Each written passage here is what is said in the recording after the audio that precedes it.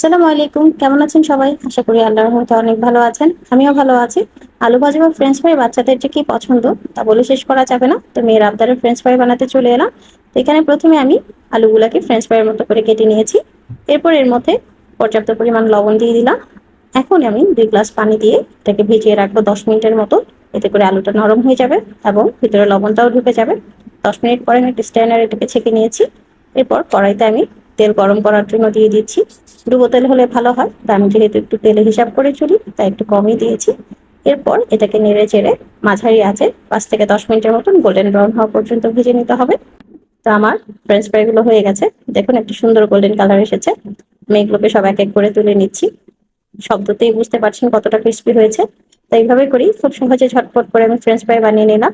আপনাদের কাছে কেমন লাগলো অবশ্যই আমাকে কমেন্ট করে জানাবেন এবং সেই সাথে আমার চ্যানেল ও পেজটিকে ফলো করে পাশে থাকবেন।